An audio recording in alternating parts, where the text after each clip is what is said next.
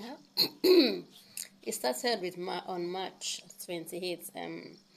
Accommodation Chronicles, part 1, 2, 3, 4, 5, 6, and I am going to start the 7th chronicle today.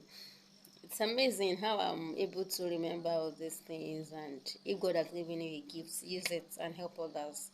People have been asking me, how come you remember all this? Especially people that have offended, or those people that have offended me. It's not as if there is this grunting feeling, or this guilt, or this disdain towards those who have offended me or the likes. And I'm trying to reduce the not too positive details so that it won't paint other people in the bad light, especially if they were the ones that offended me. I posted some of those that I offended, but I felt was really necessary because it might not really drive home the lessons that I would have wanted it to drive home. I think it came because I remember about cohabitation, flea hall appearances of evil, and I felt okay. I have a story that is in line, and I had to think that okay, let me just start from the beginning so that we could trace where I was coming from and how I got to the position of almost cohabiting and having sex, almost having sex, almost having sex. Let me clarify that. And it helped me to see in a different point of view how we that we were on campus then saw those who were in town.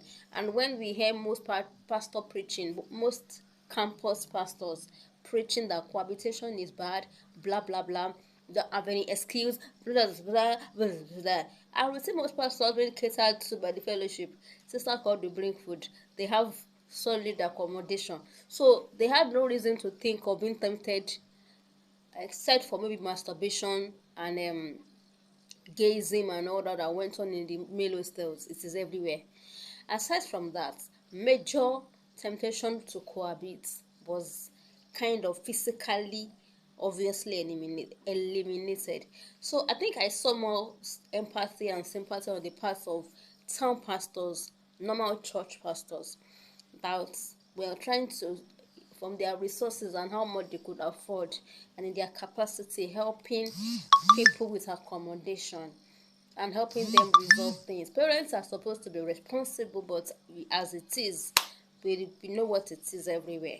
So that was what informed me writing about Accommodation Chronicles, and I'm going to go into the nitty-gritty today. Watch out for it. Accommodation Chronicles Part 7 is dropping this morning.